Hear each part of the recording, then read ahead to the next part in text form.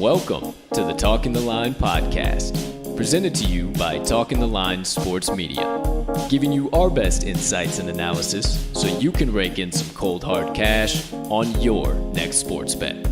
Now sit on back, open up your mind, and let's cash some tickets. We can't thank you enough for joining us. We hope you enjoy.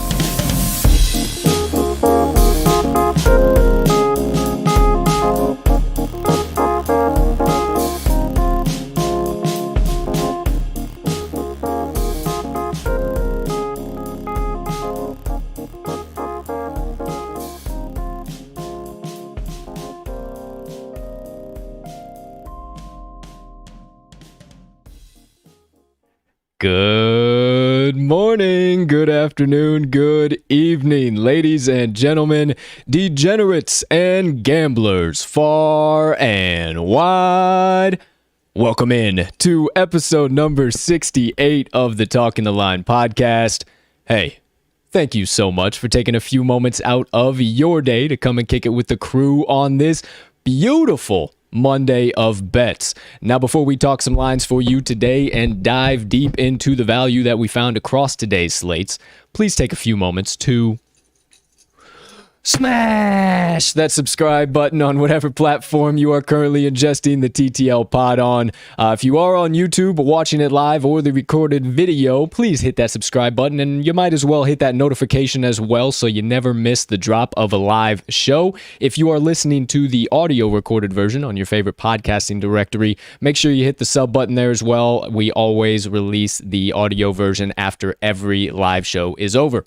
Second item on the docket, as always, if you got an extra moment and you could be so kind, please take a few moments, hit that like button, leave us a comment, leave us a rating, all that good stuff. We can't tell you how much we appreciate it when you do, and it only helps us make TTL Sports Media bigger and better for each and every one of you. Last but not least, head on over to this episode's description where you will find the Talking the Line link tree. First link in the description. Within that link tree, you will locate all of the TTL crew's content so you can consume it however and whenever you please.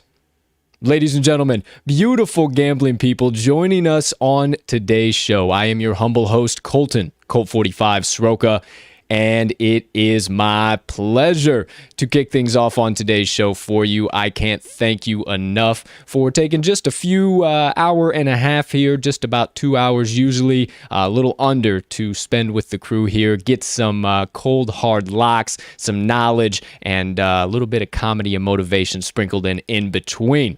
Without further ado, it's time to really get this show started and bring in the co-host of the Talking the Line podcast, a young man whose White Sox are good, bad, in between. We have no idea, so we will be staying far away from them on today's pod. So if you're looking for White Sox analysis, you won't find it here. You can see how deep his Green Bay Packers fandom runs by the G across his chest. And not to mention, his Bulls fandom runs about equally. Without further ado, the man I lock arm in arm with every single day and get in the trenches for the battle with the books, the man, the myth, the degenerate gambling legend himself, Mr. Riley RMags Magnuson. Partner, how you doing over there today, pal? My man, not too bad at all. Ready to kick off the week nice and hot. We had a decent little week last week, and, I'm ready to build on that. I had a nice little relaxing weekend. Plenty of sports action to watch. I was going a little too late. I don't know if that golf tournament is still going on. I don't know if they're on the 20th playoff. Yeah, I haven't been, kind of tuned out after the 8th. So I don't know. Yeah, it definitely a wild finish to the Travelers Championship, as you were alluding to there, partner. If you guys did not know, some juicy stuff we'll definitely get into there with the Rants and Reactions. For the second half of the show, might as well let you guys know a little bit about that. We got the UFC Fight Night this past weekend to get into. We got a little bit of NBA playoff and NHL playoff action to get into. Finally, the Stanley Cup Finals start tonight. My Habs versus the Lightning. We will definitely be getting into that deep. So make sure you stick around for the second half of the show. For the Rants and Reactions, we got plenty of other stuff outside of what I just mentioned to get into. For the first half of the show, though, however, we got quite the show to kick off your week here. As always, kicking off with the best bets of the day. You know the deal. RMags Best Bets gets things going. He's got 4 best bets coming at you. 2 coming out of one game, 2 coming out of separate games. So there's his 4. If you read the description, you see the crew's got 10 picks coming at you. So that leaves the remaining 6 for me. I got 4 coming out of 2 games, and then the remaining 2 coming out of 2 separate games. So it is a loaded slate for our best bets of the day today. And then you know the deal. Monday brings another Monday Madness Parlay special play today. 3-legger, 1 pick from each of the slates today, NBA, MLB, and NHL. And it is paying out right at plus 500 odds. So I suggest as soon as we drop it down, or if you just get the best bets of the day segment, make sure you lock it into your bet slip. We are starting this week off strong with special plays. I don't care what anybody says. Last week on special plays was quite the conundrum, and the week before was absolutely stupendous. So we are going back to the right track on the up escalator, right trend here for the special plays. You know the third segment of the day, Moneyline Dice stopping by for their usual role. Pretty consistent trend here, coming for an MLB game. Tonight's matchup they are targeting is between the Los Angeles Angels and the New York Yankees this evening. So they will be rolling promptly for the third segment of the day. That'll wrap things up for the betting portion, and then we'll get into the aforementioned second half of the show. Then, wrapping things up, I'm going to share a little bit of a message on moving things out of the way that stand in your way of success for my motivation minutes today. So make sure you stick around for the very end of the pod to get you a little inspiration to get you through this Monday. But for now, before we get going, partner, anything I missed, anything I didn't hit from this past weekend, anything you needed to lay down before we dive deep into today's action? I mean, we're definitely going to touch on it, but all I'll say is the war on sticky stuff rages on. Yes, sir, it does. Rages on. Hey, it's sticking. It's sticking. It's sticking. It's sticking. The war Maybe on it's sticky not. Who stuff is knows? sticking. We'll see what happens, but we will definitely get into that in today's Rants and Reactions. Thank you for reminding me, partner. Yeah, little brim of the hat My here. grip for my hammer. But for now, cut all the nonsense, cut all the drama, cut all the banter that you could go to every single other sports outlet and get. You come to the TTL Pod for the Stone Cold Locks and running tickets to the window with the crew all day and night long. So let's get into it. First segment of the day, the TTL crew's best bets of the day. And without further ado, first half of the first segment, RMags best bets of the day. Told you he's got 4 picks coming at you. They are all MLB plays, and they got some serious value. He said, partner, we are kicking this week off strong. I don't care what any negativity we are hearing or seeing. I don't care what anybody has to say. You better get your broom out now, pal, because I am coming for the sweep. With that, I can't even add any more. So as always, partner, lay some knowledge down on these fools. And as always, you have the floor. I appreciate it. Little did we know this hammer is the third attachment with the broom that comes out. Yes, that's right. I forgot about that. Anywho, first 2 plays coming out of the same game here. As my partner mentioned, I've got 2 coming out of 1. First 2 coming out of the Royals versus Red Sox. I am going both the Red Sox first 5 -1/2 and the Red Sox full game -1.5. Royals are putting out Danny Duffy for the start versus Garrett Richards, righty for the Red Sox. Now, I say Danny Duffy, but that means a bullpen day for the Royals. They've made a little bit of transition with Danny Duffy, despite how solid he's actually been. He's going to be coming out of the bullpen. Last couple of outings, he's gone 1 innings pitched and 2 innings pitched, and that looks to continue. And now, I say Danny Duffy has been good, but that doesn't mean whenever he's pitching in these bullpen starts that the Royals are good. In those last 2 that he had come out of the bullpen for, one of them was a start, actually, went in an inning. The other one is an actual bullpen appearance. And he's been good in those 2, but the team has allowed 6 and 9 runs in each start, and the Royals have lost both of those games. Now, the Royals bullpen, 4.36 ERA on the season, 6.13 ERA in their last 10 games. So just because this Danny Duffy is coming in with some really solid numbers has no indication on how this full game is going to go. Not to mention Danny Duffy is a lefty, and the Red Sox hit lefties pretty well. But anyways, Red Sox coming back home after a sweep over the weekend of the Yankees. looking like themselves again, once again at home, scored no less than 4 runs. You might be concerned about Garrett Richards, but he actually does pitch well against Kansas City's offense. Their offense combines for a 148 batting average against Richards in their careers. So I have no problem backing Richards for the Red Sox today. Royals offense, actually, we've mentioned it. They're kind of up and down. When they're on the upswing, you might want to back them. Right now, it's not the case. 189 batting average last 5 versus righties. 254 batting average.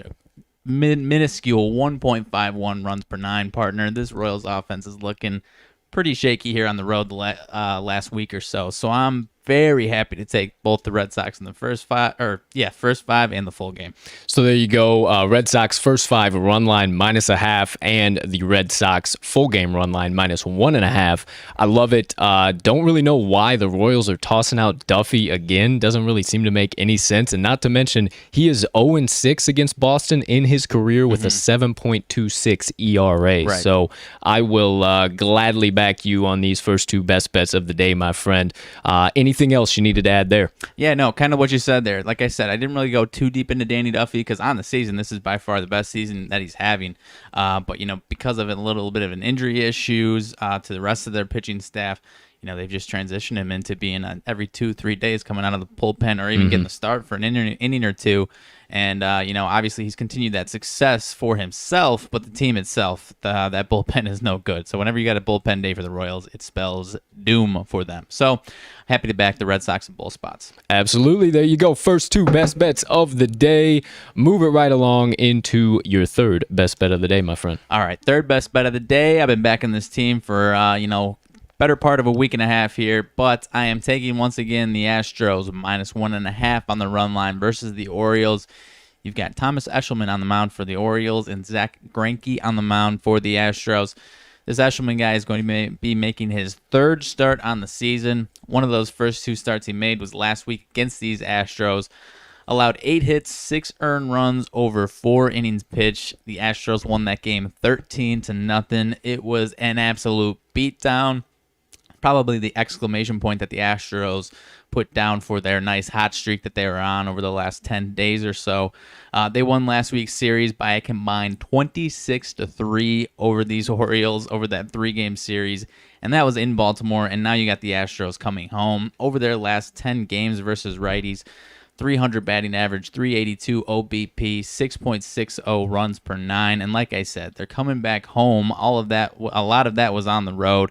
So we've got another barrage in store, in my opinion. Greinke has been solid lately, 3.24 ERA here in June. He held Baltimore to 1 earned runs over 7 1/3 innings pitched last week in a 3-1 win. The only win for the Astros that wasn't an absolute beatdown. But as you can see, even when their offense wasn't tearing the cover off the ball, they still took care of that run line. And now we got Baltimore on the road here, coming in versus righties on the road. 197 batting average, 263 OBP, and a brutal 2.77 runs per 9. I'm not backing this Orioles offense on the road here versus righties, and I'm sticking with red-hot Astros, despite a slower day yesterday, but a little bit of gloomy, nasty weather there in Detroit. So I'm not taking that for what it's worth. So I'm loving this Astros team once again, partner. Absolutely. I am back in the well with you, my friend. I think that Detroit team is actually pretty doggone scrappy right now, and I might just have a play on them. But this Orioles team has all but fallen off the edge of the cliff at this point. The Astros, especially with Greinke on the mound and Eshelman on the mound for the O's, there is nothing about this game that points to the Orioles keeping this within 1 run. And we also might have another play coming out of this game, too, for the special play of the day. So make sure you stick around for the second segment. But, partner, that's 3. How about number 4, pal? Number 4. You're not going to like this, partner, but I've got the Cubs versus Brewers game here. Now, it is the first 5, so your Cubs can still get it. You always stay that horse, action. And then when you bet on them, they lose. Anyways, Brewers first 5 money line is my 4th pick here. Going to be in Milwaukee. You've got Kyle Hendricks on the mound for the Cubs and my man Freddie Peralta, righty for the Brewers. Peralta has been one of my favorite pitchers to back, if not 1 or 2. Peralta's 2.11 ERA on the season, 1.48 ERA in June. He has gotten better and better as the season goes on. And in his home park, a 1.55 ERA. So he is tearing tearing these offenses down when they come into Milwaukee. And actually, versus these Cubs, he's actually seen them 3 times this season. 1.8 ERA over those 3 starts. Brewers won all 3 outright. The first 5s were pretty close, but the Brewer, I believe, is actually 1-1-1. So the Brewers are looking to buck that trend here. Against this Cubs lineup that versus righties, you're not going to like it, but last 10, 152 batting average, 231 OBP, 2.44 runs per 9. They're not tearing the cover off the ball all too well versus righties right now. I'm coming, Elizabeth.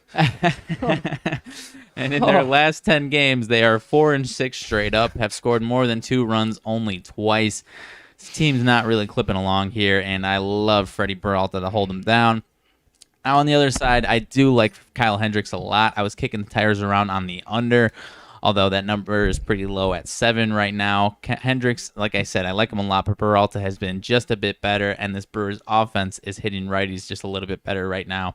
They're actually 7-1 straight up over their last 8 games, scoring at least 5 in 6 of those 8 games, and versus righties in their last 10, 245 batting average, 318 OBP, and 4.40 runs per 9. So not, destroying righties right now, but definitely a step up from what they were over a week ago.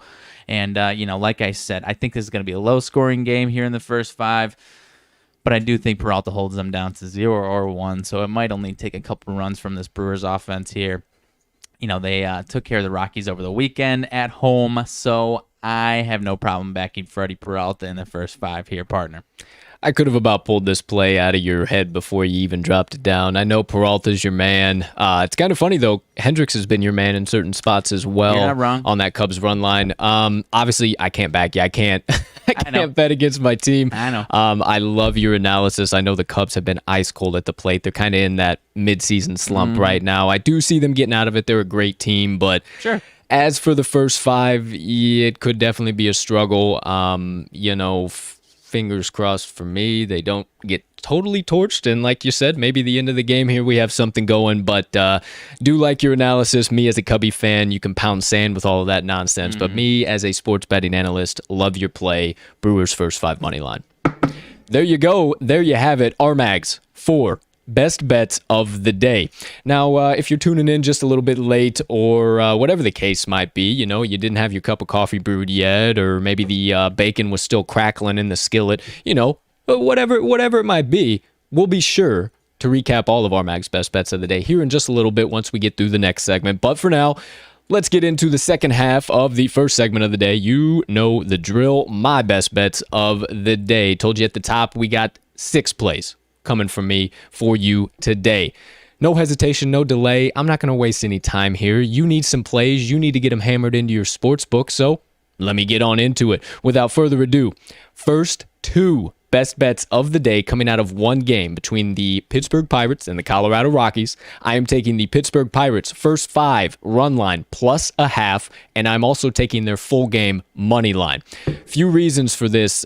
Pittsburgh has really heated up over the course of the last week here. They have won actually 4 out of their last 6 and 3 out of their last 5. That has all been over the course of that week. They actually handled business against St. Louis over the weekend, rather surprisingly, dominated them yesterday with a rookie pitcher on the mound. I was very high on him getting his first official start. I can't remember his last name. Shame on me. But the Pirates are hot right now. But on the flip side, my partner kind of mentioned a little bit, Colorado's cooling off here. They've only won 1 out of their last 5 games and 1 out of their last 7 games. Now, we all know that the Rockies have been super hot at Coors Field all season long, but I don't really think that that's going to play a huge factor here today, just with how cold that they have been playing overall. And then also this pitching matchup today looms super large for me. You got Tyler Anderson, the lefty, on the mound for the P-Roots, and the lefty Kyle Freeland on the mound for the Rockies. Now, Anderson, he doesn't really have the best top-line numbers. He hasn't really been the greatest pitcher overall. I can't say anything against that. There's no argument that I possibly have. However, he is striking batters out at a 20.5% rate right now, and he has a combined 22 Ks over his last 5 starts. Colorado's actually 14th in the MLB with 9.07 Ks Ks on average per game. So I like him to have a pretty good outing, maybe 5, 6, 7 Ks. Maybe partner drums up a little bit of a prop of the day K prop here with some of those numbers. Who knows? He has also struggled a little bit on the road, that being Anderson, but he is facing his former team in Colorado, who he pitched for 6 years, and I think he has a little bit of that FU mentality going in there today and wants to shut them down, especially on his old stomping grounds.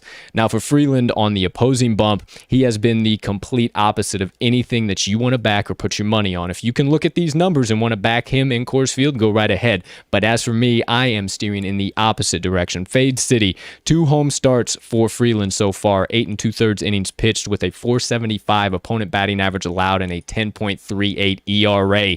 He owns a 6.75 ERA against this Pittsburgh Pirates team with a 378 on-base percentage, and he's given up 5 earned runs or more in 3 out of his last 5 starts overall. Not to mention Anderson only giving up 3 earned runs or less in 4 out of his last 5 starts. I mentioned both of these guys are lefties. This also looms large for me. Pittsburgh, in their last 5 games overall, 267 at the plate against lefties, 298 OBP, and a 5.11 runs per 9. As for the Rockies, 148 batting average over their last 5 against lefties, 220 OBP against lefties, and 176 runs per 9 in those last 5. I absolutely love the Pittsburgh Pirates to dominate Freeland, and even though Anderson hasn't had the best numbers overall, I think he should be pretty doggone good, and for any runs that he gives up, I love for Freeland to give up just as many, if not twice as many. And then for my money line play, a couple final closing thoughts here. I'm looking at the bullpens. Pittsburgh's 12th in the MLB, actually, with a 3.87 bullpen ERA, where Colorado almost ranks dead last, 29th in the MLB, 5.54. Once this gets this Pittsburgh Pirates team gets done beating the mess out of Freeland, they will gladly hop into the bullpen and proceed to open a can of whoop ass on them. And last but not least, couple key trends. Colorado is 0-5 straight up after allowing 5 or more runs in their previous game. Pittsburgh is 7-1 straight up in the last 8 meetings between these two teams, and 6-0 straight up in the last 6 meetings in Colorado. Give me all of the Pittsburgh Pirates first 5 run line plus a half and their full game money line.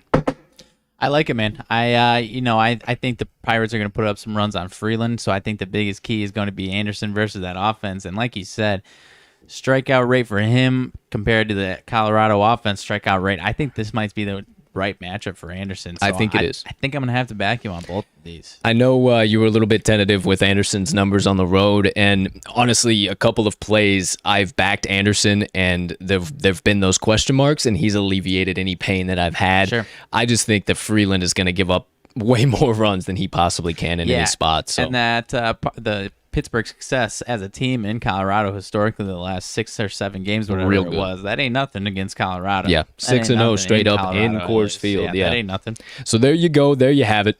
2 best bets of the day. Going into my 3rd best bet of the day, halfway through the card now. Here we go. Excuse me, goodness gracious. Moving right along. 3rd best bet. I'm going to the matchup between the Philadelphia Phillies and the Cincinnati Reds, and I am hammering in the Cincinnati Reds first 5 money line. This one, again, comes down to the pitching matchup for me, mainly to the pitching matchup, and a team that has been really, really hot hitting right-handers and cold hitting left-handers. Let me get into it for you, tell you what I'm talking about. Spencer Howard on the mound for the Phils, and Wade Miley, the lefty, on the mound for the Reds. Howard has only pitched 8 games, had 4 official starts, and 2 road starts for the Phillies so far. In those 2 road starts, he's gone 12 2/3 with a 240 opponent batting average and a 7.11 ERA. He owns a 5.63 ERA in 3 outings in June so far. He's been giving up the runs at will, and he does not go deep. Most of the time, it is a bullpen day for the Phillies when Howard gets the start. He's still a young guy. They're not fully confident in him really getting out of the 3rd, 4th inning, sometimes even the 2nd inning. The Reds are going to know that. They're going to jump all over him early. This is actually a makeup game from June 2nd, so I absolutely love the Reds to come out and dominate early. It seems to me that the Phillies are kind of putting one of their guys out there, just kind of tossing this game to the side, whereas the Reds are taking this very seriously. We're win now, and they're putting one of their aces on the mound in Wade Miley. He has been dominant for the Reds all season long. 13 starts for him with a 6-4 record, 75 2/3 innings pitched with a beautiful 2.85 ERA and a 1.06 WHIP. He's had 6 home starts so far as well, 33 2/3 innings pitched at home, 4-2 record, 234 opponent batting average, and a 2.67 ERA. He owns a 2.08 ERA in 4 starts in June, way better than Howard. And not to mention, he has gone 7 innings in all but one of those outings, where he only went 5 innings. So I love him to more than cover us in the first 5 innings here today. And Philadelphia versus lefties over their last 5 games, only hitting .219 at the plate with a .286 on base percentage and only scoring 2.08 runs per 9 on average. I think Miley is going to do just fine against some of these power hitters in the Philadelphia lineup. A lot of these guys are actually cold right now, and I think the biggest concern that he needs to have is limiting Bryce Harper. If he can do that, this is going to be fine, easy sailing for the Reds here today, who should absolutely dominate Spencer Howard and the unproven ability of his arm so far. So, third best bet of the day, Cincinnati Reds, first 5, money line. Yeah, I'm right there with you on this one, my man. I think the pitching matchup is really all you need to hammer home. The Phillies versus the lefties, not getting it done right now. So I'll be right there with you on this one as well. Appreciate it. You're getting the line right around -170, so I'd suggest you hammer that in right now. The books are definitely seeing this as how that game plays out. Yeah, I feel like that's been, at least maybe just the ones that I've been backing, but it seems like that's a good number for first 5 favorites. Yeah, absolutely. 100%. So there's the third best bet of the day. Keep it moving, keep it grooving, keep it rolling, keep it rocking, all the above. Fourth best bet of the day. Told you might have a little play on this team just a little bit ago, and I do. So I am going on over to the matchup between the Detroit Tigers and the Cleveland Indians and taking the Detroit Tigers first 5 run line plus a half. I already said it, but I'll say it again. This Tigers team has been quite scrappy lately. They've actually won 4 out of their last 6 games overall, and not against no slouches. Those were against the Angels, the Cardinals, and the Astros, and it's all recently, so it's not like they were on a slump. This Tigers team is really starting to tick up and is really starting to try and ruin some seasons or bump up some midway seasons at least for some of these teams, and I absolutely love what I'm seeing from this lineup right now. Backed them yesterday in the first 5 innings, backed them on Saturday with Mize on the mound. They are a scrappy bunch, and I will gladly back them here again today against Cleveland, who's kind of been back and forth and lacks any type of real consistency on the season. They've lost 3 out of their last 5, and those losses actually came to the ice-cold Cubs, as much as I hate to say that, and the Minnesota Twins, who have been just as inconsistent. But, not to mention all of that, this pitching matchup looms super large for me. Last week, my partner faded this man on the mound for the Cleveland Indians, and that is Eli Morgan. You cannot look at his numbers and honestly think that anything his offense could do would pull him out of the trenches. He pitched decently in his last game against the Cubs for the first 3 innings, and then the floodgates opened. And I just told you the Cubs are ice cold. My partner told you the Cubs are ice cold. I'm a Cubby fan. You got to believe it. It is what it is. But as for Morgan, 3 official starts so far with a 13 earned runs over those starts. He really, from what I've seen, he lacks that dominant punch-out pitch. He doesn't really have, from what I've seen, what it takes to be a major league pitcher. A lot of those guys that are seeing him at the plate are really seeing that 0-2, 1-2 pitch extremely well. He gets up and then he just lays a meatball right over the middle, and I think it's going to be a heyday for the Tigers, who have all of a sudden found their bats lately. And I don't think, once again, that I can back somebody who's gone 11 1/3 innings pitched with a 347 opponent batting average allowed, a 370 on base percentage, 10.32 ERA, and a 1.68 whip. You want to back it? Go right ahead, but I will not be. As for the opposing bump, who I am backing, is Matt Manning. He's had only officially 2 starts, but he has been solid in them both. 10 2/3 innings pitched, 220 opponent batting average, 289 on base percentage, 3.38 ERA, and a 1.22 whip. Command has been a bit of an issue for him. He has had a few more walks than I would like to see, but I think that's just early rookie season jitters. I think that he is going to ease back on into form from what a lot of these people were talking. He is the Tigers' top prospect, so I love him to rebound. I think this is a potential field day for him against this Cleveland Indians lineup that really is, as I said, not as consistent as I think they should be. And I think this Tigers team jumps all over Eli Morgan early. Matt Manning, he might give up 1 or 2 runs, but I think this Tigers team is going to give him more than enough run support. And at the very least, we get a half-run backing, so a tie is just fine as well. So, 4th best bet of the day. Detroit Tigers, first 5 run line, plus a half. Thank you, sir. Man, yeah, this is without a doubt my favorite of your 6 picks on the day here. I just don't have any faith whatsoever in Eli Morgan. I mean, you mentioned your Cubs. They touched him up and then kind of fell right back into their struggles of what they were up until they faced him. They won that game 7-1. Right. Yeah. And then they quickly fell back into those ways. So all that tells me is that Eli Morgan is a meatball factory.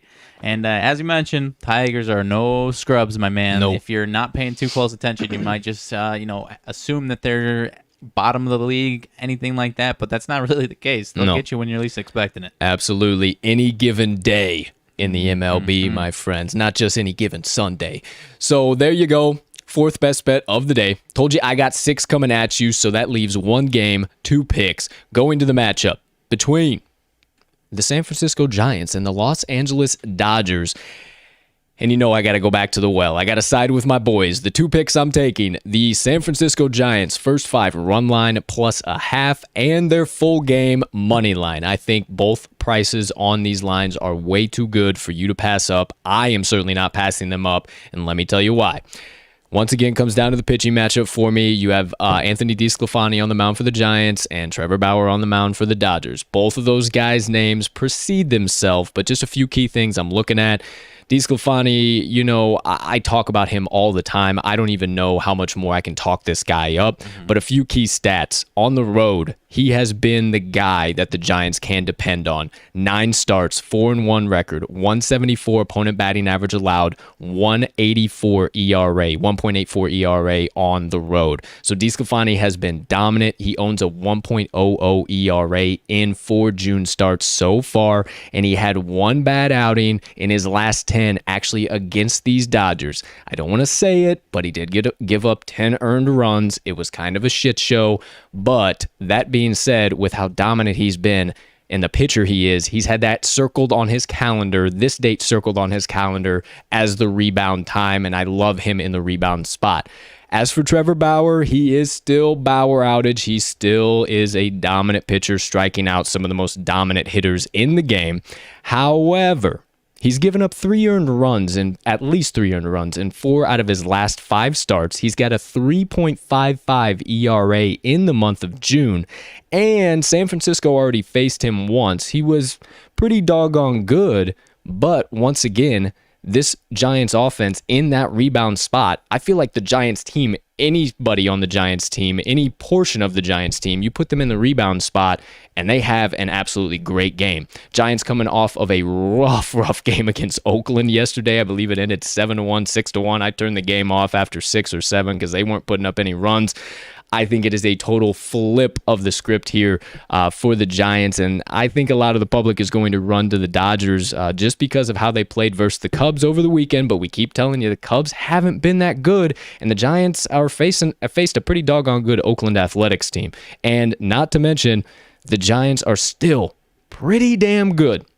So as for the pitching matchup, that takes care of my first 5. But for the money line, some key trends I'm looking at. Giants 7-1 straight up. You know me. Last 8 Monday games overall. Homer for day of the week trends. Kick off the week hot, these San Francisco Giants do. I would say Monday might be one of the biggest days that you can actually pull that 150%. The Giants are also 20-11 straight up in versus division opponents overall on the season. They're also 5-1 in their last 6 overall and 8-2 in their last 10. So they are hot. I think that the public's going to see that loss yesterday, see that they are an underdog, and run to the Dodgers Dodgers, well, I do not think that that is the smart play at all.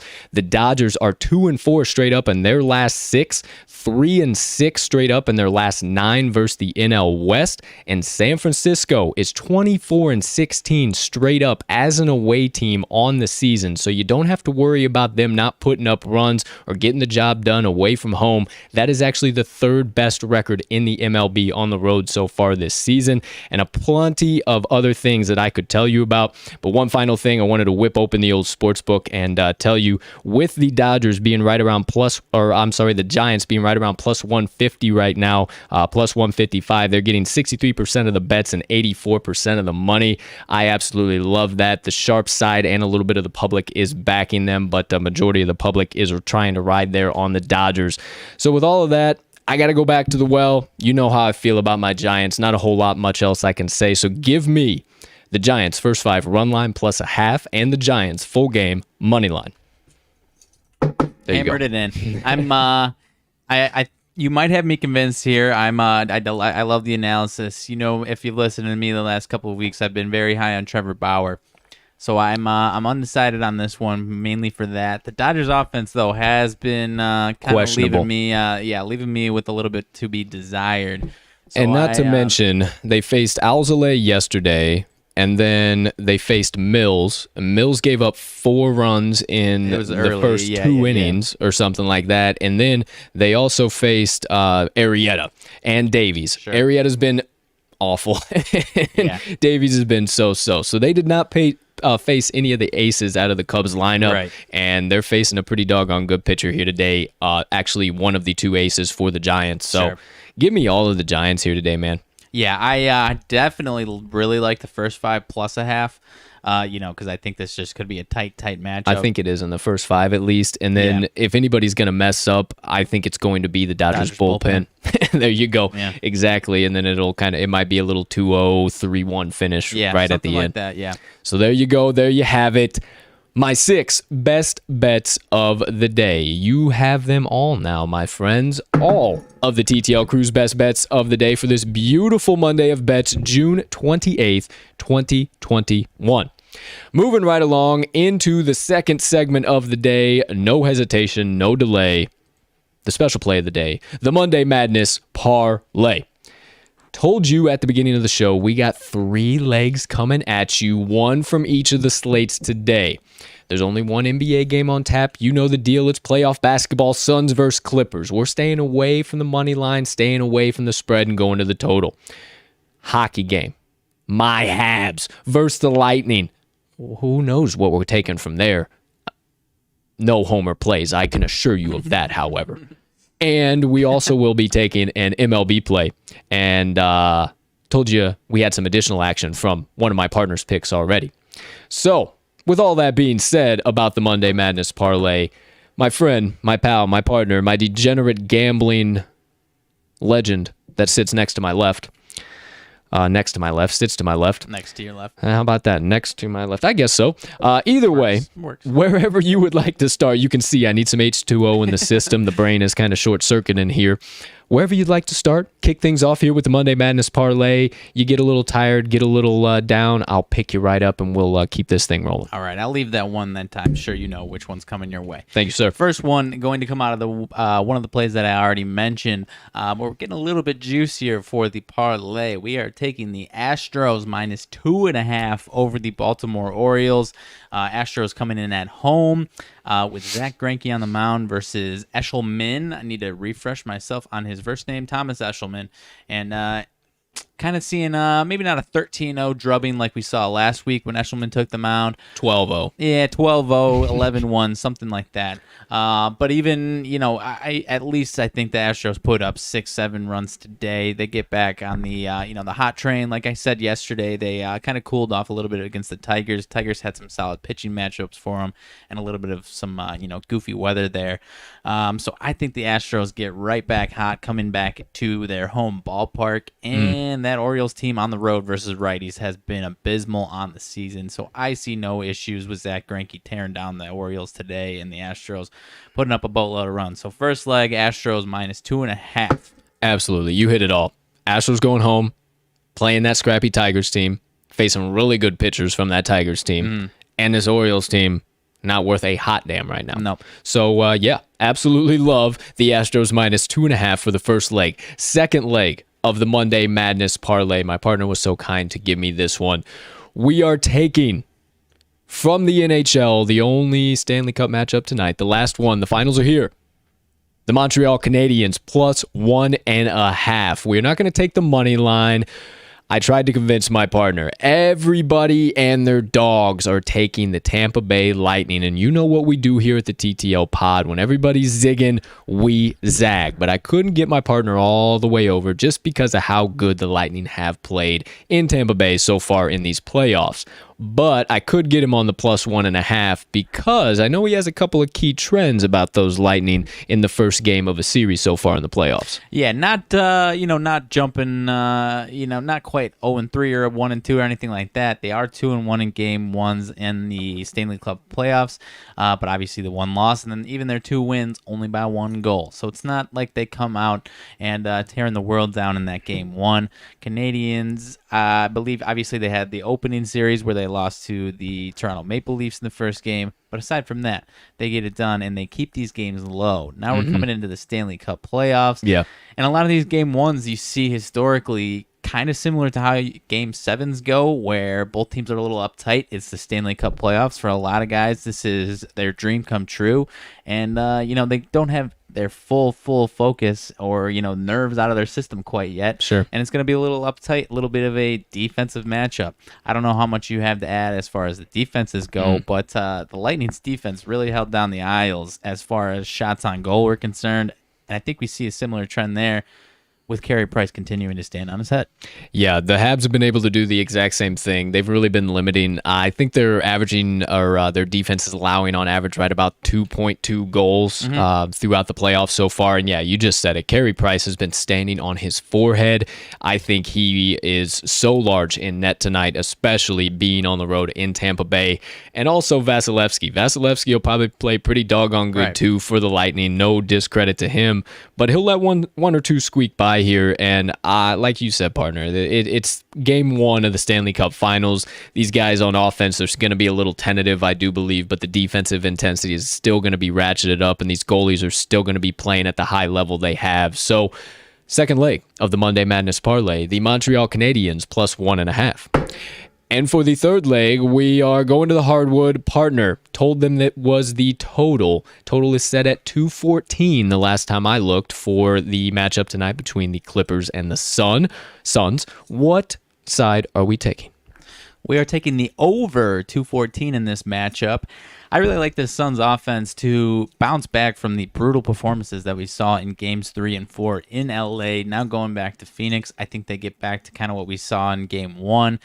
Should see some bigger performances from Chris Paul and Devin Booker, shaking some of that rust off for Chris Paul's case. And, Devin Booker, after the nose injury, kind of getting himself back into a feel of what he was initially. And I really think the Clippers offense can kind of just keep pace with whatever the full game pace is. So I don't think this is going to be a blowout for the Suns. I think, that Suns offense picks it back up.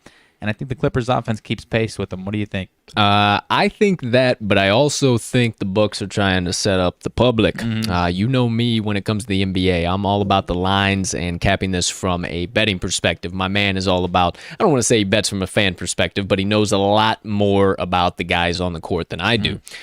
So I've noticed that the line, the total, has consistently dropped game in and game out, and it has consistently gone under. Well, now they're dropping it to the lowest point total it has been by far for the first 4 games between these two teams, and that just sends off nothing but red flags and sirens in my mind when I look at a sports book being generous enough to continue to lower the lines for you because the game has just been so doggone low. Not a chance at all. This one's going to go over. I think it's going to be quite similar to game 1 where we saw 124, 113. I think it was right around that score. Like that. I think it'll be right around in there, definitely within the teens for both of these teams. So we'll get us way over the 214 for the third leg of the Monday Madness Parlay. Thank you, sir. Told you it was right around plus 500 odds. If you missed any legs on the Monday Madness Parlay, not to worry, my friends. Let's just recap all of the best bets of the day, as always, without any hesitation or delay. Here they are on your screen, live and in prime time. What's Houston's ballpark called? Minute Maid. Minute Maid. That's right. I was thinking Orange. Unless they've changed the name recently. That's what I didn't know. I thought maybe they changed it, but I don't know. Either way, we are broadcasting to you live from beautiful Houston, Texas here in the background. And to kick things off, on the top left portion of your screen, you have RMags best bets of the day. Recapping his 4 picks for you real quick. He has the Red Sox first 5 run line -0.5. Also, the Red Sox full game run line -1.5. He has the Houston Astros full game run line -1.5. And the Milwaukee Brewers first 5 money line. Just to the right of that on your screen is my best bets of the day. Got 6 picks coming at you today. The Pittsburgh Pirates first 5 run line +0.5. Also, the Pirates full game money line. I have the Cincinnati Reds first 5 money line. The Detroit Tigers first 5 run line +0.5. And the San Francisco Giants first 5 run line +0.5 and their full game money line for my 6 picks today. Right below that, special play of the day, Monday Madness Parlay. One more time, we have the Astros -2.5, the over 214 in the Los Angeles Clippers versus the Phoenix Suns, and the Montreal Canadiens +1.5. Parlay those together, and it is right around +500 odds. It's like +494. Either way, you're right there. You got a fresh $20 bill burning a hole in your pocket. You can take home a crispy $100 bill this evening once all of this action wraps up and we meet you at the window to cash the Monday Madness Parlay. Outside of that, 11-0 clean sweep coming up, kids. How about 12 or 13? 12 or 13, because there was also some other words on the screen here. The Moneyline Dice, ladies and gentlemen, they broke even last week. Not too terrible, not too bad. Going to leave the plays up here, give you guys just a little bit more time to check them out, look at them, and get them hammered into your sports books at whatever the current best line you're finding them at on your favorite sports book. You know, the whole drill, the whole deal. Give you just a little bit more time while I tell you about the Moneyline Dice. They are now officially on the TTL Pod, 23, 25, and 1. Chip, chip, chip, chip, chipping away at that record. And, Mags wasn't here over the weekend, and me and the Dice had a conversation. Oh, really? And they said, Bub. Hey, Bub. We got a week coming at you. We can't tell you what it's going to be. We can't key you in yet, but just know this week coming up from us is going to be one for the history books. Okay. So it's time to let them roll and do the talking. Today's Moneyline Dice roll of the day for the third and final segment of the first half of the show here today. Let me get these bad boys out of this handy-dandy traveling case. Alrighty. Let me get this also out of the way here real quick. You see the traveling case. You'll soon see the dice live on your screen as well. And also, our friends over at MoneylineDice.com have loads of other dope merchandise, my friends. So if you want to start rolling with the TTL crew, or not roll with us, you want to roll on your own, and you decide, hey, I'm tired of racking my brain. I need the all-powerful, all-knowing dice to give me a guaranteed lock every single day. Well, hey, we make it super easy for you to join in on the fun. Head over to this episode's description. The second link you're going to see there down at the bottom. It's the Moneyline Dice website. Big, bold letters. Everything's there for you, even the TTL special code. Once you get in there, you put all the stuff in your cart. You know the drill. You do your online shopping. You get to the cart. There is a code box, ladies and gentlemen, and we give you the code TTL10 at checkout. Lets you get 10% off of your first order on MoneylineDice.com. So if you want to go get your own dice, everything's set up right there for you in this episode's description, so you don't have to go scrolling through the interweb. We are kind to you. We make it super easy. So get your own Moneyline Dice today and start rolling with the crew. Let's cash some tickets with these dice today. Moving right along here, partner. Set these bad boys over here.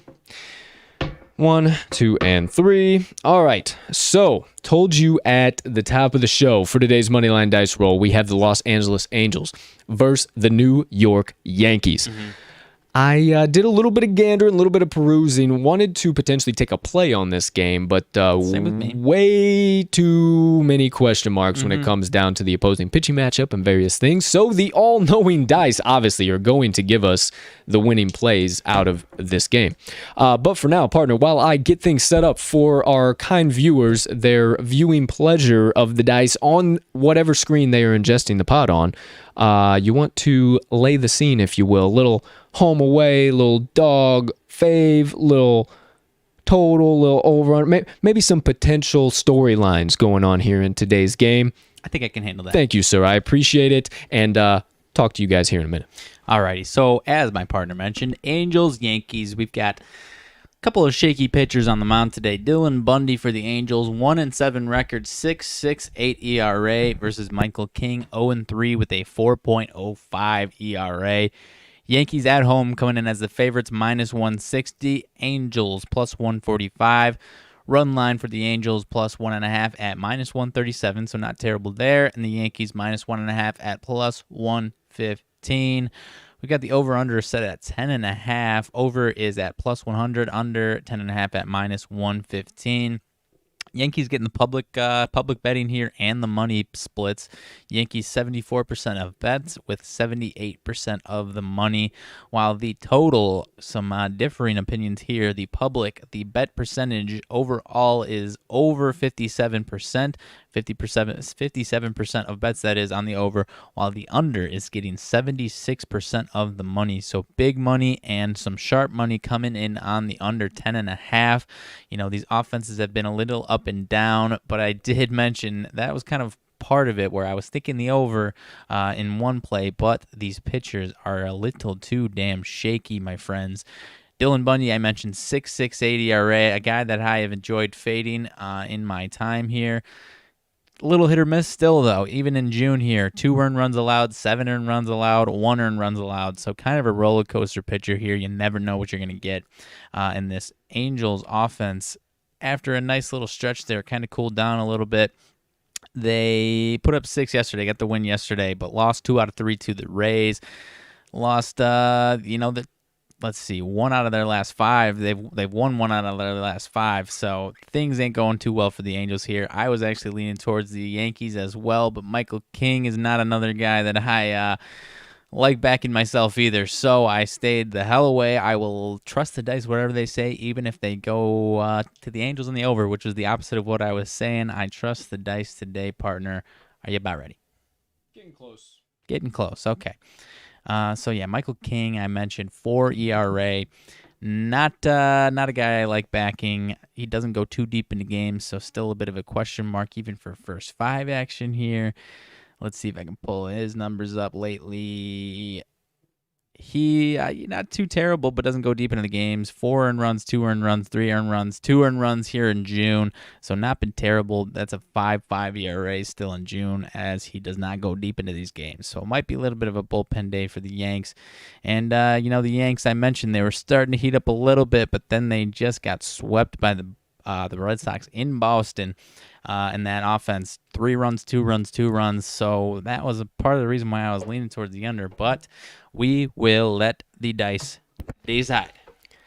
We sure will. And without further ado, first things first, appreciate that, partner. Thank you for all that insight. Of course. Let's get those dice live and on the screen. There they are, the beautiful Moneyline Dice, ladies and gentlemen. They are live and in prime time. We'll get them just a little more up there for you so you can see them. You want to hit that recording button? I sure do.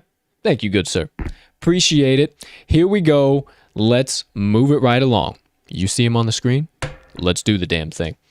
First roll, as always, are we going the home team Bronx Bombers or the away team Halos in today's matchup? Without further ado, we will all find out in 3, in 2, in 1.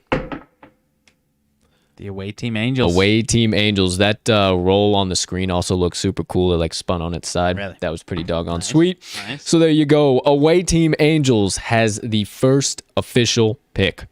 Now, Are the dice going to double down for now the third day in a row, since we don't roll on Saturdays and Sundays? Will they be going to, or I'm sorry, are they, we haven't got there yet. I'm ahead of myself. Holy shit. Let me back up.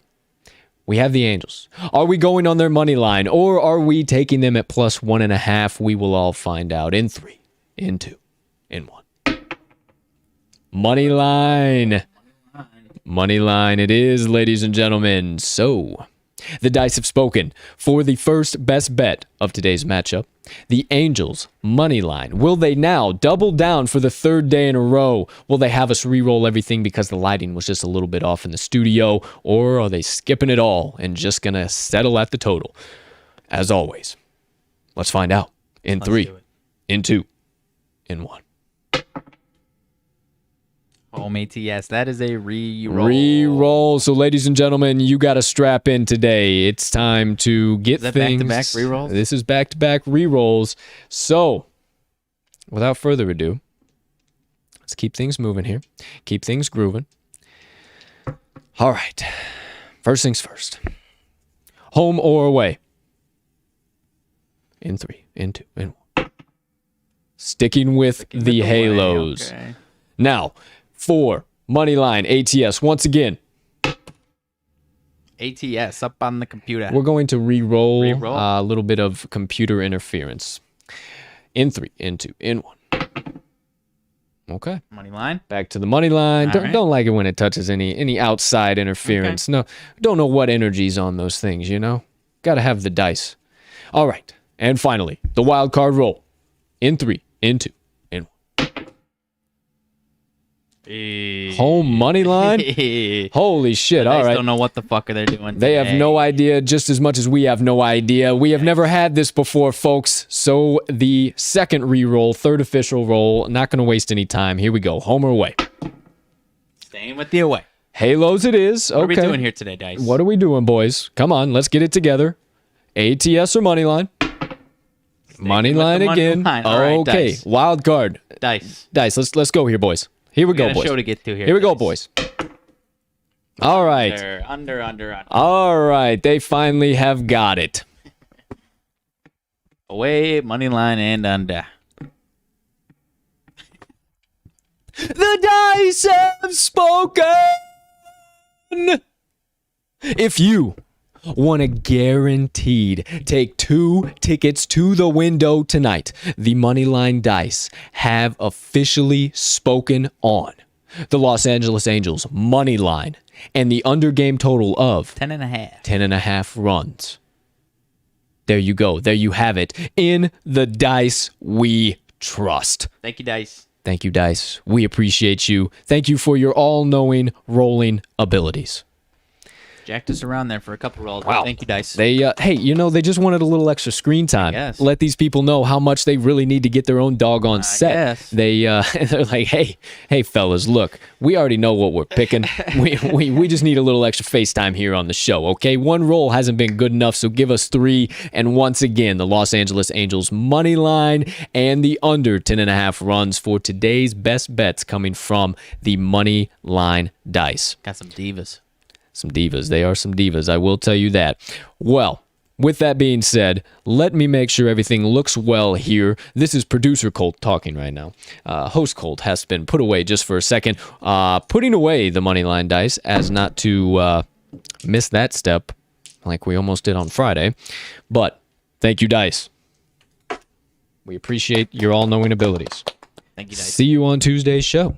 All right, ladies and gentlemen, that does it for the first half of today's show. That is all of the crew's best bets of the day. The Monday Madness special play. Recap those bad boys for you, and now the dice have officially spoken. If you missed anything as far as best bets, anything like that, you're just going to have to hit that rewind button or wait until we get done with the live show, because we are moving and grooving right along here today.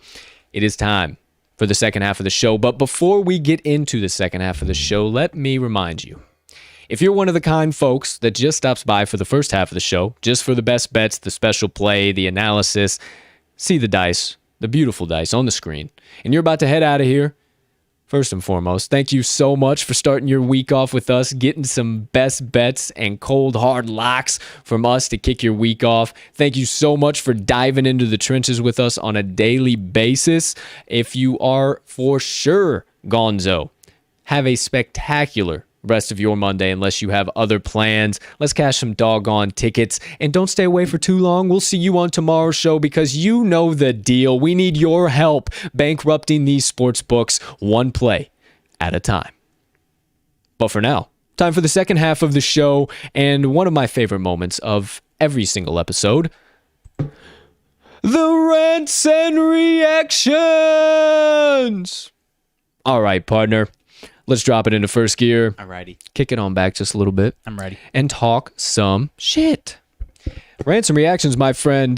First things first, let's recap it. Generally takes the longest little bit of time. But this past weekend's UFC Fight Night.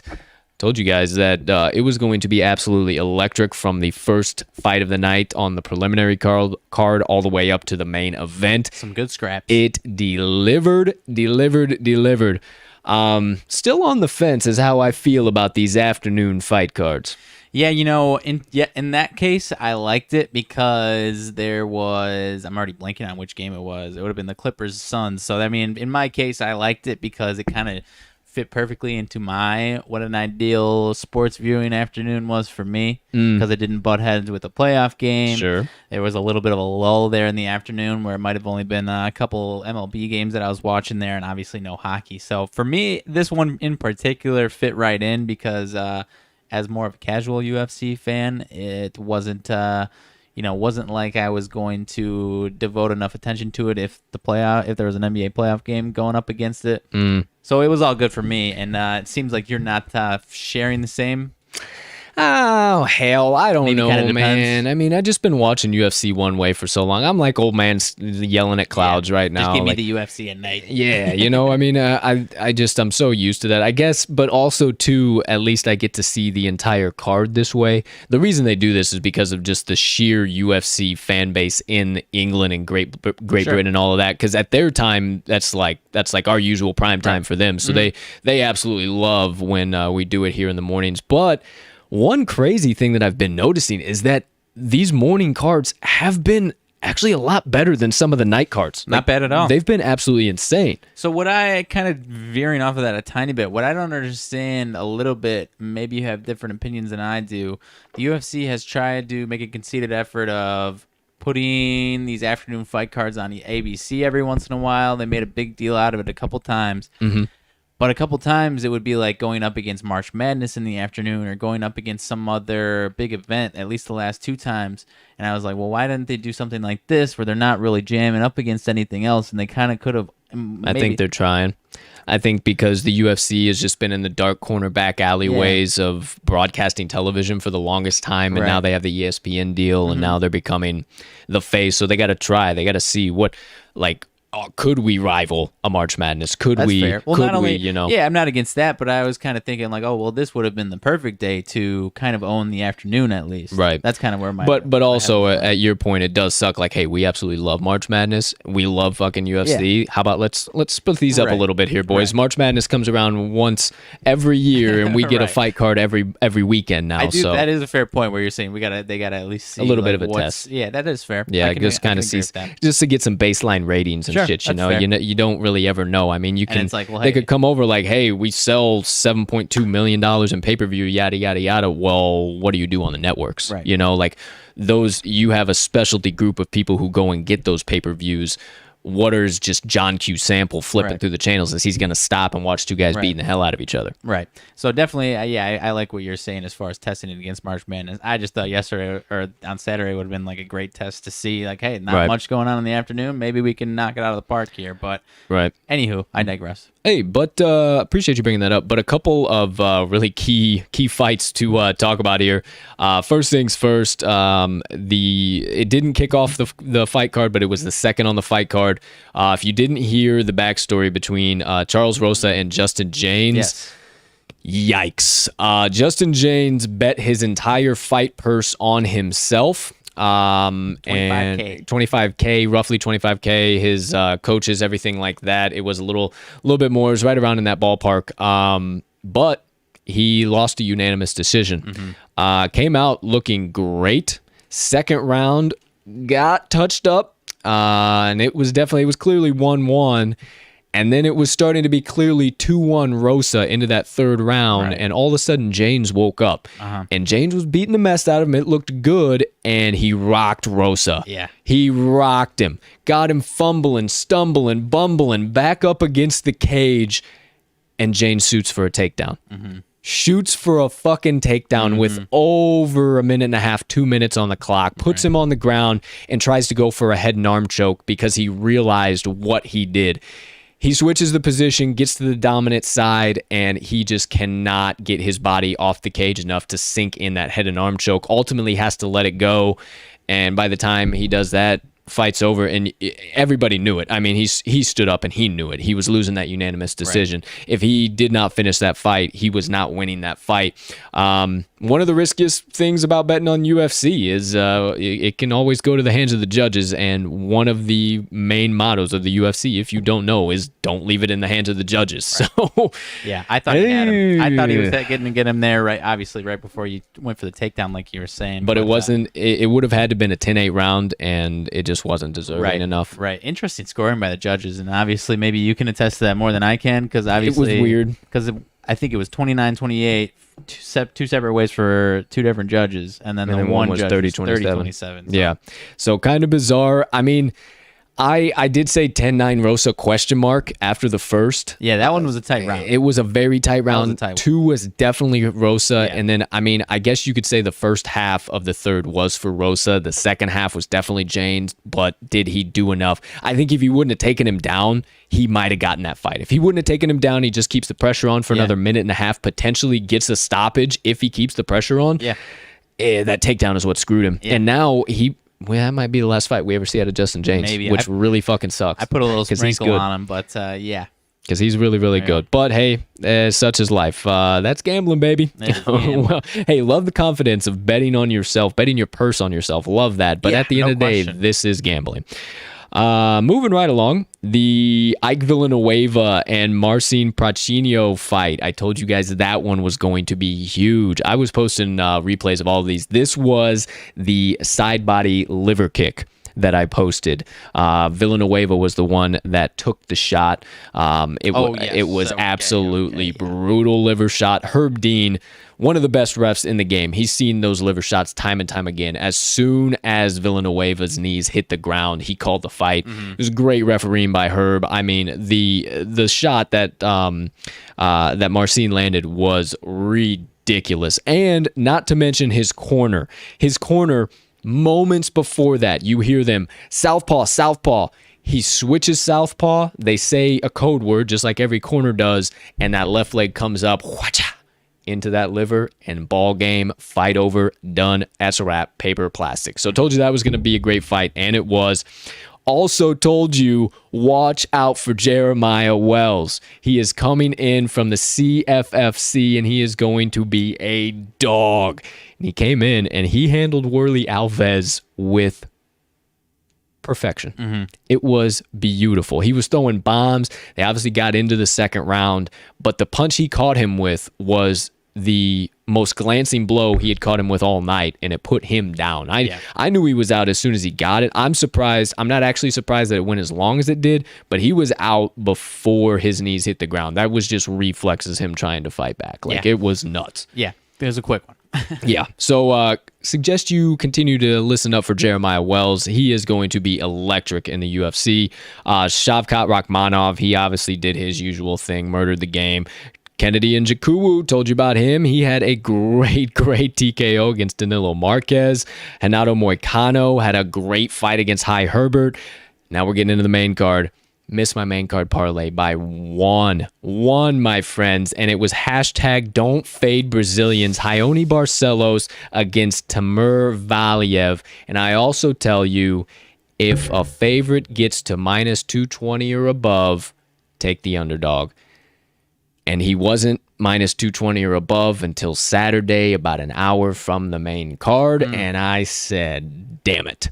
So there was that. Obviously, Andre Fili and why am I blanking? Daniel Pineda was a no contest on that eye poke. You know, Pineda couldn't really see out of his left eye. Granted, he already had a cut on it. Philly was touching his ass up. I don't think the doc should have stopped it, but whatever. Run that fight back, please and thank you. I love Andre Fili. He needs to be back in the cage. That is the best he has looked ever. That is the best that Andre Fili has looked. He needs to be back in the cage ASAP. And then outside of that, every other one that I picked on the main card was solid. Tanner Boser had a great TKO of OSP. Cyril Gane and Alexander Volkov, 5-round heavyweight scrap. Cyril Gane, obviously, just a little bit more technical with his Muay Thai background and point fighting background, so that was great to watch. But honestly, too, Tim Means and Nicholas Dalby, that fight was an absolute scrap and a half. I told you that was probably going to be my favorite fight on the main card. It delivered. I'm starting to really see some things here in the UFC, and I think I have all the trends. It was extremely hard to cap at the beginning to kind of understand how they set the lines. Why are they doing what?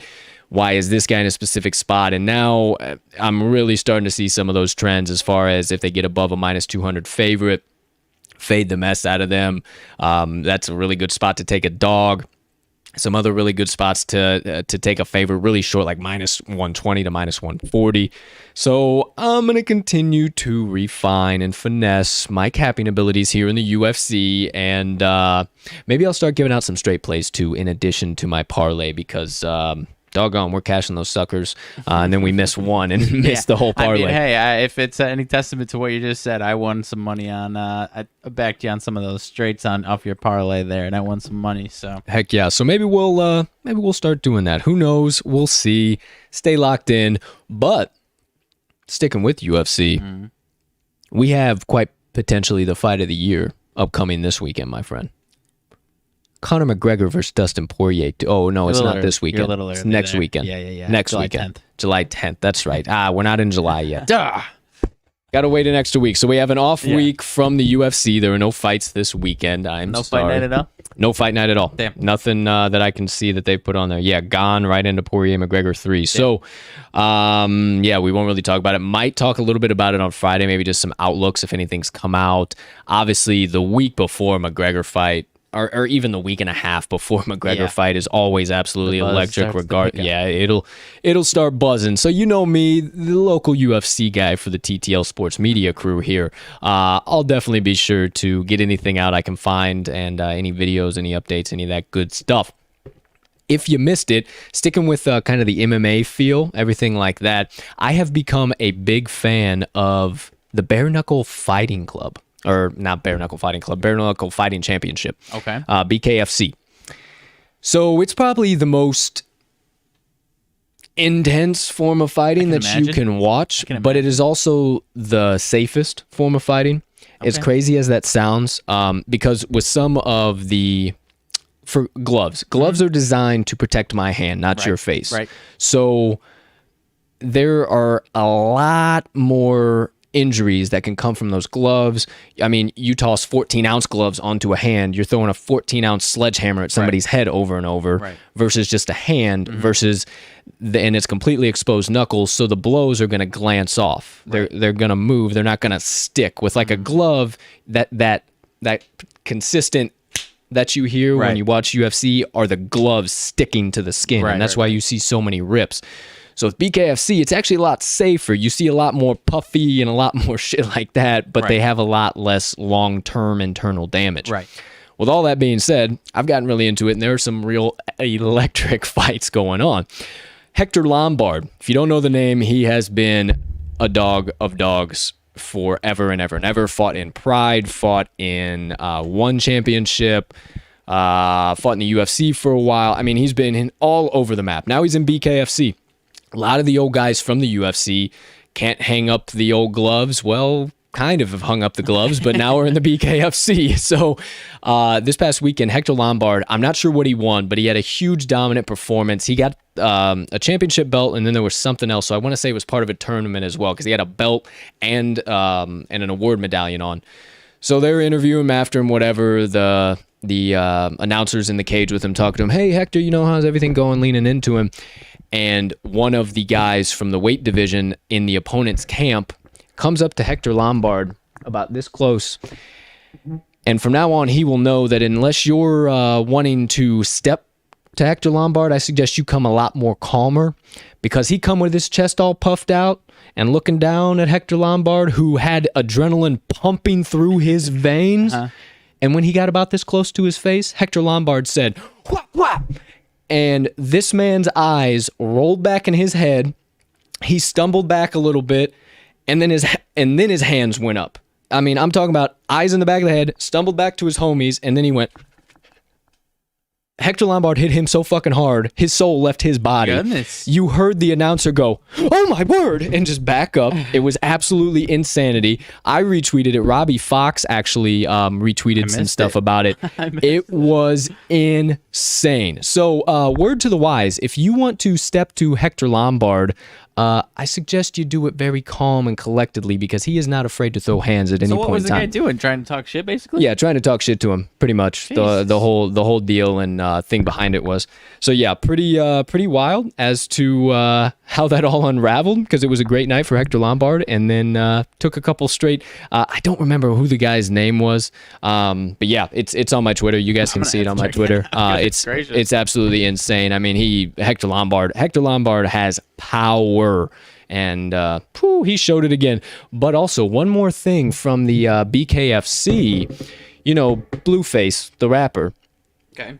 He is now part of the BKFC. Really?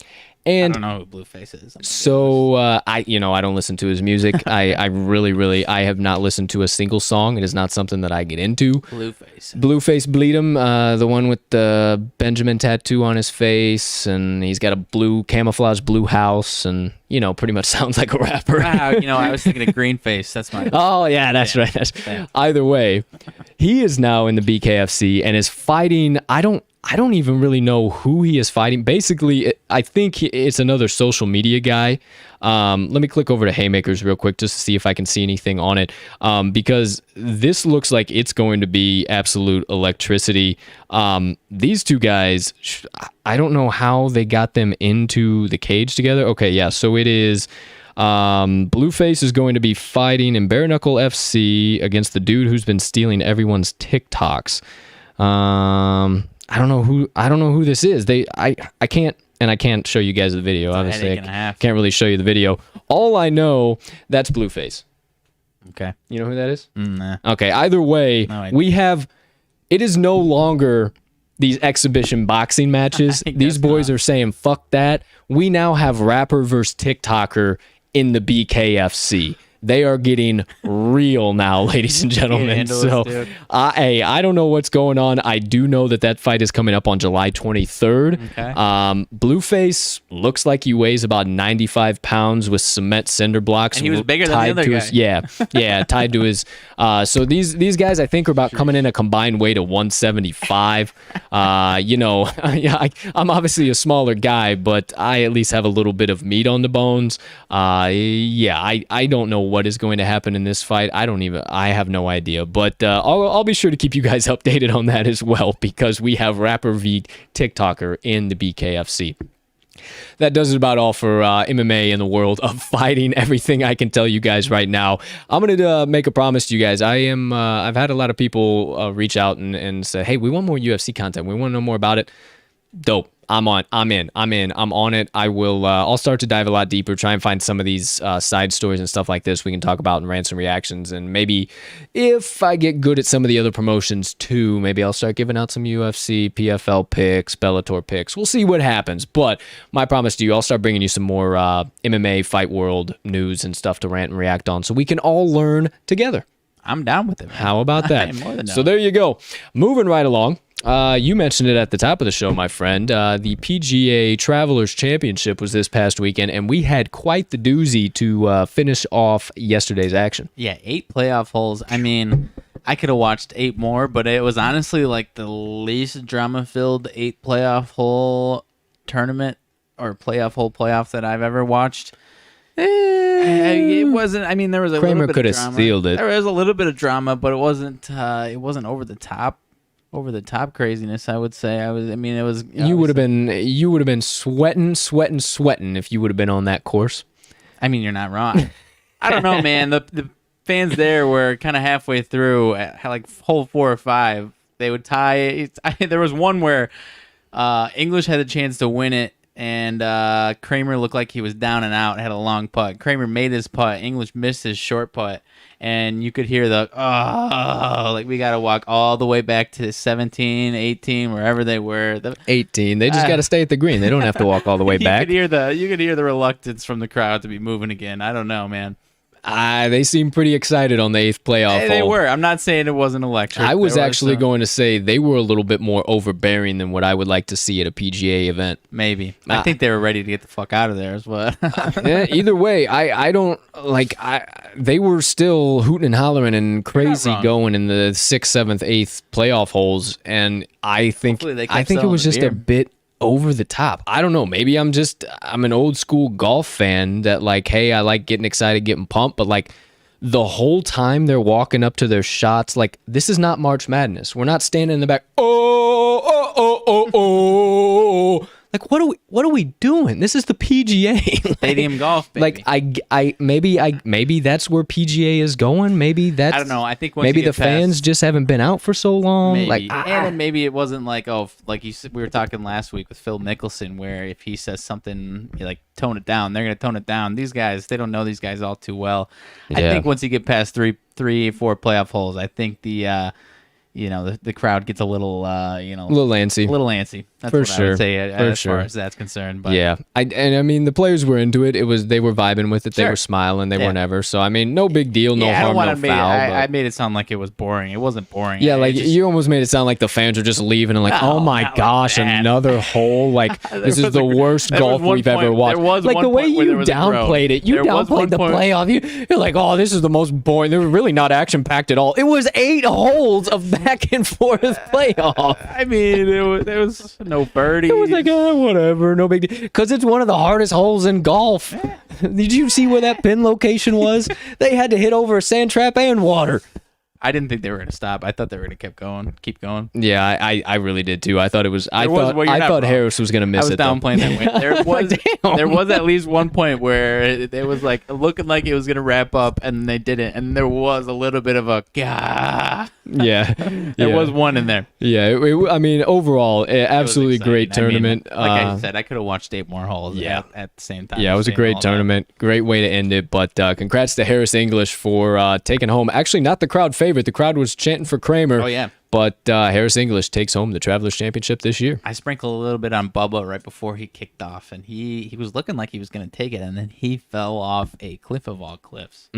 Yeah, I don't even know how many strokes he dropped, but I it wasn't think he good. fell out of the top 10. Yeah, he was scrapping and making some of those old classic Bubba shots, punching out from behind trees and sticking it about a foot away from the pin, and then he just fell out of contention. 14, no good. No good whatsoever. But that does it for the PGA. Quick little pit stop by the Gridiron. Wanted to bring this up.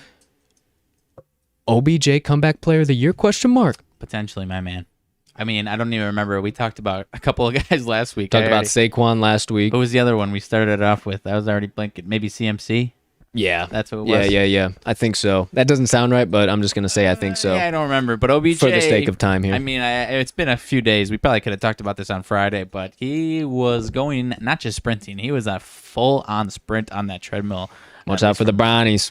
So, yeah, I mean... Watch out for OBJ and the Browns, no question. Watch out for the Brownies. I don't know who I'm sprinkling some. I might have to sprinkle some comeback player of the year because there's going to be some odds coming up. Yeah. Definitely. Some good candidates. We'll dive a little bit deeper into the NFL as the week rolls along here. There's a couple key things I want to talk about as far as free agency, as far as some stuff coming up, some potential rumors, trade things, stuff, whatever. So we'll get into that as the week rolls along. But for the sake of time, really wanted to, and when we recap the UFC days, I always go a little longer, but wanted to dive deep into the MLB. Spend a little bit extra time here. So once again, the war on sticky stuff rages on. Yesterday, you might have seen my partner, on Twitter losing his mind. We have the first sticky stuff ejection. And I was just excited. It seemed everybody like 10 minutes until I hadn't someone really else. seen anything around it. I hadn't looked at him like, is he okay? Has he been drinking a lot on this Sunday and see something wrong? Not a drop. So I call him and I say, hey man, what game was that out of? He's, oh, that's the Sox and Seattle game. And I was like, oh, well, nobody's watching that fucking game. That's why, except Sox fans. So then sends the video to Twitter, and then I lost my mind. I was like, oh, okay, I got to do some research on this. So what happened? We saw it live in prime time, the entire process, right? So it was Hector Santiago. Former White Sox pitcher. Yeah. Hector Santiago. So game gets stopped. The umps go out. They start checking. Well, he was coming off, I don't know if it was mid-pitching change or if it was, I think it was the end of the inning. Yeah. Okay, Anyways. so end of the inning, he's getting his check, and they flag it. So then they take his glove. They give it to... First, it took all four umps to say, like, yep. Yeah, like all four is like, okay, yeah, that's something. Oh, shit, okay. So then they give it... It's not adjudicator. Why is that word on my head? Authenticator. There you go. Pretty close. He puts it in what appears to just be a fucking glad trash bag. And I don't know if, and I don't know if I didn't hear the Seattle broadcast talk about it because I was obviously watching the White Sox, and I don't know if Jason Benetti was like being sarcastic, but he goes, and now they're sealing it in this, like he made it sound real scientific, and I'm like, that's just a hefty bag. Yeah, it was literally a hefty bag. Like it was a hefty bag. It wasn't like some evidence bag. The guy just kind of like folds it all up within itself, doesn't even like tie it, just kind of folds it all up within itself, like and then stuffs it underneath his seat, and then looks up on the field and goes, and just the goofiest fucking shit I've ever seen in my life. Like, what if it was one of those scented trash bags, and now we got a third substance in the mix when they're testing it or something? What are we doing here, boys? Are they taking it to a scientific lab to actually test it out? Then he grabs another bag and starts fiddling around with another bag. So if I'm wondering, at some point in time, he transferred glove out of first bag into second bag off camera. We never saw. I don't know. What I do know is that the jury is still out on what exactly this is. Mm-hmm. It's not, we're not sure if it's actually a sticky stuff or a foreign substance. What the umps were checking out, and it very well could be, they were checking out the eyelets, the holes on his glove, right, where all the stitching comes together, right? So potentially, yeah, you could stick some type of sticky stuff in there and maybe use some form of a kind of a pinch in between it, maybe like that, something. But also the broadcasters were talking about how you can either insert that or have that or roughen them up to where you can cut the baseball on that and get more spin. Now, obviously cutting the baseball is the original, let me get more break on my ball. Right. But also it could be the sticky stuff. I'm not sure what they found. It was so hard to kind of tell from what you saw. It looked more like they were looking at the eyelets and like trying to see if it was cuttable, like if they could, but also at the same time, who knows? Yeah, I don't know, man. He claimed after the fact, I don't know if it was post game or whatever it was, but he claims it was just rosin, which he was using because it was a hot day, sweaty day. So when sweat and rosin mixed together, that's the conclusion. I think after a week or so of some June baseball, I think we would have ran into that problem once before. Yeah.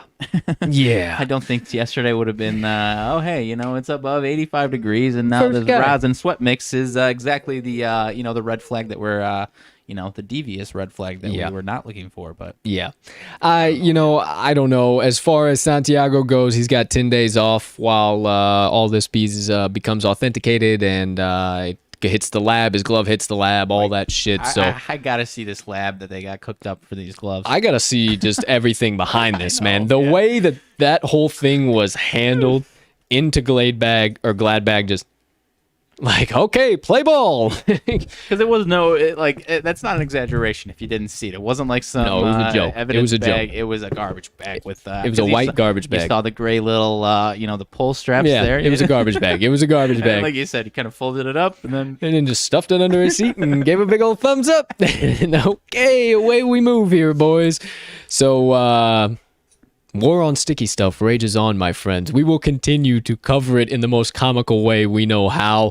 It's a joke to us. We're going to keep covering it. We'll see what happens. Hopefully, hopefully for anybody's name's sake, no big names get tossed out, but for our benefit, hopefully something happens. Like I don't even know what I'm rooting for anymore. Like I'm sick of this joke, but at the same time, I love it. Yeah. I mean, did you see Scherzer yesterday? Yeah. Blatantly taking off his hat, wiping his head, and slapped himself on the head about 6 times, man. I mean, this is far from over, so we will guaranteed continue to cover it. Didn't get any fireworks last time, but Trevor Bauer back on the mound tonight. 2 dominant pitchers, Bauer versus DeSclafani, so who knows? There could be all types of eyes. Not to mention Garrett Cole got beat the hell out of him on Saturday, I believe. He got beat to shit. Man. Yeah, I tweeted out a gif of a guy. Can we go back? We have to go back. Garrett Cole after 5 runs in the first inning. Yeah, I didn't see what it was afterwards, but not to. I tweeted it out. Garrett Cole's Cy Young odds, as the game was still going on, he gave up a few. He was still sitting at like minus 170. I'm not taking any of that action, man. No, I'm not buying it whatsoever. I think it's just the books trying to get the public to side on over for sure. Those Yankees diehards, man. Yeah.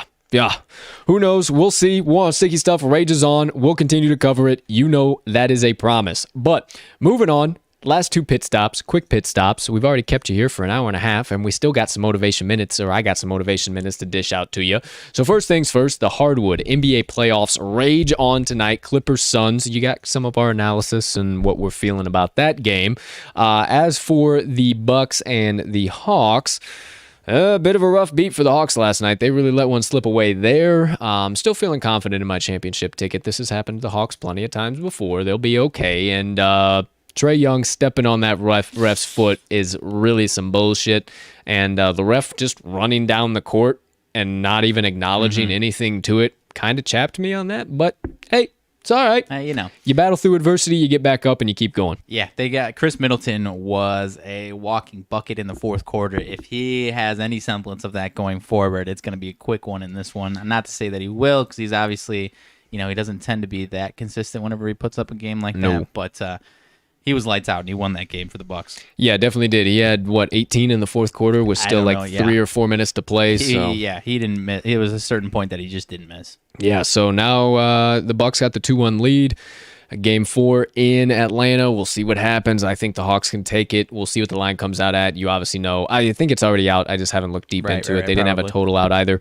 But we'll be sure to cover that. We'll have best bets and everything coming on there for you too. And then Ty Lue. Back to the games, tonight's game, to games night, tonight's game. Ty Lue says that this 3-1 deficit is possible for his Clippers to overcome, and you know what? Frankly, I believe him. You think so? I believe him. If the man Kawhi Leonard was walking through that door, I would say it's believable.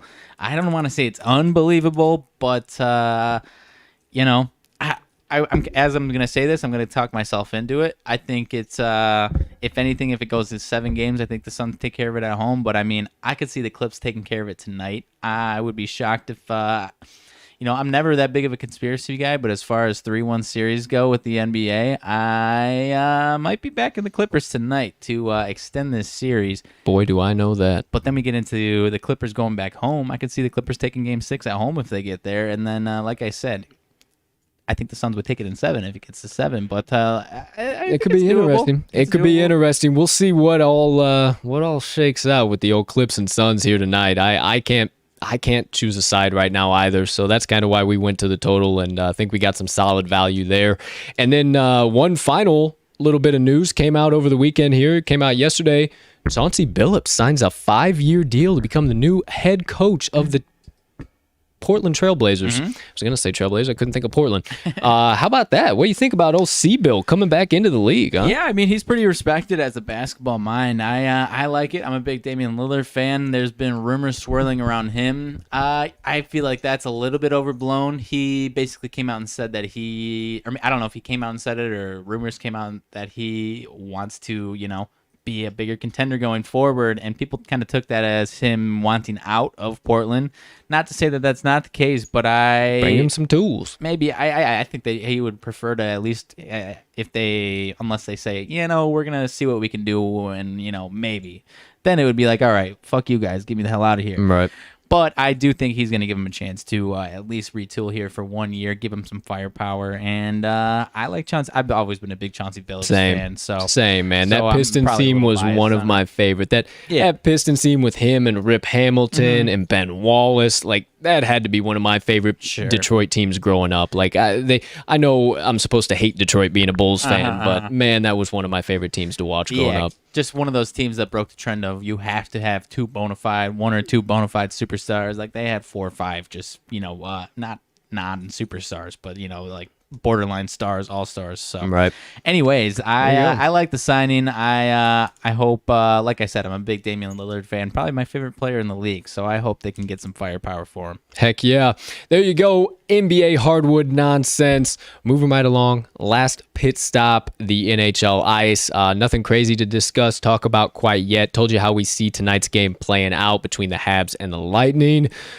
Hopefully my Habs can take game 1. They need to set the tone, see what's happening, but I think they can get the job done here, partner. They get game 1, man. Look out. Look out. That is for sure. Look out. Not dead neither team is dead if they don't get tonight, but if the Habs can get game 1, I don't know. Look out, my friends. So I will definitely be locked in. I'll be pumping out content on that as well because I have been all over the Habs for the last month and a half, and I'm not just going to jump off the train here at the last minute. No. It's time to get another seatbelt on, toss some more coal in the oven, and keep steaming on down the tracks with these Habs, baby.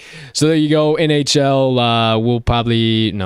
We will definitely bring you any rant and reacting on from tonight's game on tomorrow's show. So make sure you stick around for tomorrow's Rants and Reactions. We'll do all that for you. Outside of that, before I wrap things up here with some motivation minutes, get y'all kind folks out of here. First things first, Linktree. Remember to go and hit that bad boy if you're looking for any additional TTL crew content, everything, stuff like that. Working on a website in the background, working on a few other additional things that we will be adding to the Linktree. So make sure you just hit that so you don't have to go searching all over social media or any other websites or just the web in general. We put it all in one space. So just hit that Linktree. You'll find all of our social medias, all of our additional content, as always, so you can consume it however and whenever you please. If you want our full best bets of the day and not just the best bets that we give on the TTL pod, which are obviously our most confident ones or just the special play, anything. You want all of the bets that we place throughout any given day of gambling. Make sure you follow us on the Action Network app. You can follow me at cash_with_Colt. Follow RMags at RMags, surprise, surprise, in all capitals. And you can follow the crew at Talking the Line to get the best bets from the pod every day in case you miss an episode or can't stop by for a best bet recap. There's that reminder. And then last but not least, stay tuned, stay locked in. We got some big stuff coming right up around the corner here. Some big announcements to make. And it's just been a slow grind, go process, but very, very soon things are going to start changing yet once again. And the TTL Sports Media crew, as you know it, will continue to evolve. So make sure you stay locked in and do not leave the rocket ship because we are about to enter orbit. However, partner, anything burning on the brain, melting on the heart, festering on the soul that you have been dying to get out to the kind folks that joined us on episode 68 here today on this beautiful June 28th, 2021. All right, just had to mention it for a minute. I don't know if you saw it yesterday or not. Posted it on Twitter. Did you see the disc golf? Yes.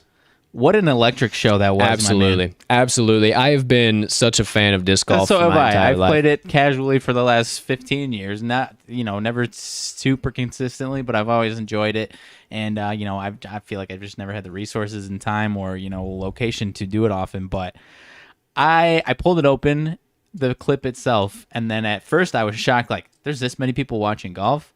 Then the dude makes his shot. By the way, it was the World Championship, 18th hole. This dude I think he needed to make this to send it to a playoff. Mm-hmm.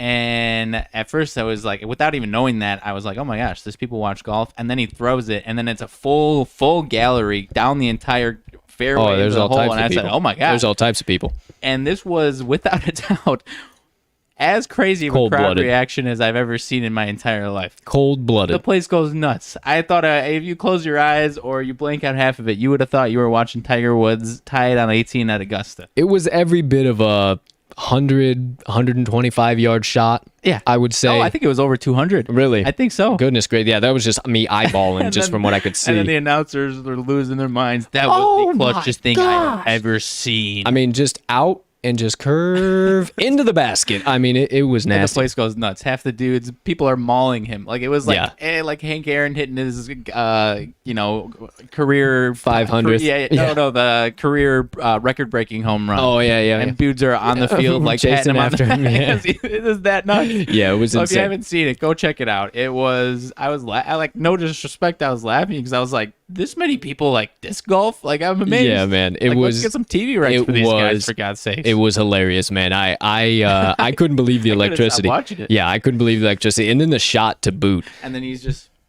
practicing out there, just graceful. I'm not hating. It sounds that might sound like I'm disrespecting. Disc golf is top notch, especially to watch it. So make sure you visit RMags Twitter page. Make sure you scroll through, go back and watch that video if you haven't seen it, because it is electrifying. I can assure you of that. Disc golf might be the next sport up on the radar. Sport of the future. Sport of the future. At least as to what it appears to be here. But you heard it here first on episode number 68 of the TTL Pod.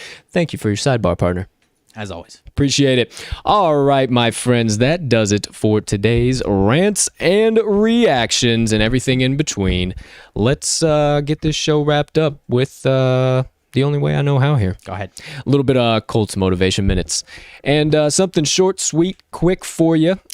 We've been done had you folks here for well over an hour and a half. So let's get you guys just a little bit of motivation and get y'all on out of here. You hear? So today, wanted to share a little bit of a quote and just a little additional perspective behind this quote. The quote is from the legendary Dwayne "The Rock" Johnson, and his quote reads, "If something stands between you and your success, move it. Never be denied."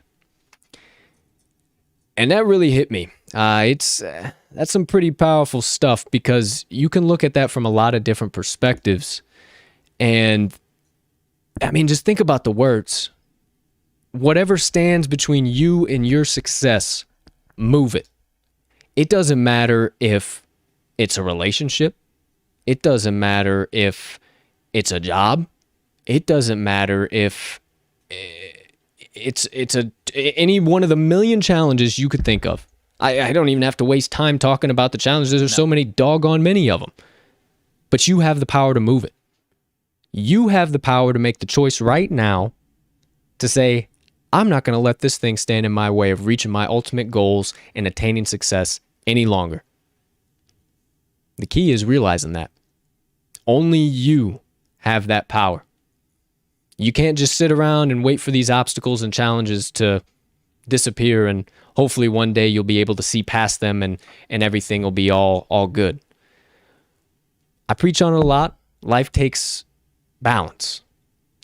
You're going to have that moment of, I'm going to have to be a little still, but I also got to give a little bit of effort here too. And when you start to let life kind of handle itself, but just get up and go to work every single day, give your best effort every day. And if anything is standing in your way, do whatever it takes to move that thing out of your way, you will start to see success in your life.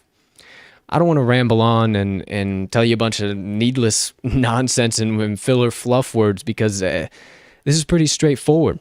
There's nothing that I can tell you guys more here. You have to want to, though. You have to want to move those things out of your way. There's nobody that's going to be able to do it for you. You might have a partner that can be a little bit of a helping hand from time to time, but nobody's going to move those challenges or obstacles or that bad relationship or that dead-end job. Nobody's going to move that out of your life but you. And you have to make that decision too. So today, I just want you to remember this quote, remember some of my words, some of the perspective behind it, but I will leave you with this. If something stands in between you and your success, move it. Never be denied. And that does it for my motivation minutes today. I like it, man. Yeah, there's definitely no need to add all the filler words, because it matters. You know, every single person, like you said, is going to have a different perspective on this. And another way that I see it as is just no excuses. No excuses. Absolutely. Figure it Absolutely. Yeah, it's kind of one of those let your mind spin on it, spin on the quote, spin on some of the words that I said. Kind of definitely one of those rabbit hole kind of deals. Yeah, go get it today. Move whatever's been in the way, what's ever been hindering you from reaching that success. Today is your day to move it, my friends. So that officially does it for my motivation minutes of the day. Short and sweet, nice, easy message for you. Give you something just to get you a little extra kick to get you through this Monday. But as always, let's wrap up yet another episode of the TTL Pod. Holy smokes, my friends. We have gotten through 68 episodes now. Cannot believe we are already through that. Before you know it, we'll be clipping through 100, and there will be all types of new updates and different stuff coming. As always, thank you guys so much for your support. Getting up every single day and doing this and tackling the challenge that you guys have no idea some of the stuff that we face behind the scenes, but we love it. We absolutely love it. We love learning. It's a research, it's a grind, and we would not be able to continue to do it every single day without you guys. We continue to do this for you. We appreciate all your support, all your following, your likes, your shares, your comments, all that stuff. You know the deal. You know the drill. You know what I always say. It just helps make TTL Sports Media bigger and better for each and every one of you, and that's ultimately what we want to do. We want to keep bringing you bigger and better content, bigger and better things, and just all types of different stuff to ultimately make a incredibly interactive and positive community. You know, that's what we're after here. So if you got in early, you are part of that community first. Thank you so much. We cannot tell you how excited we are to have you here, and we're just going to keep pumping out great stuff for you day in and day out. But without further ado, let's send you kind folks on your way. Ladies and gentlemen, degenerates and gamblers far and wide. For myself and Mags, we thank you so much for stopping by today's show. We hope you have a spectacular rest of your Monday. Unless you have other plans, let's cash some tickets.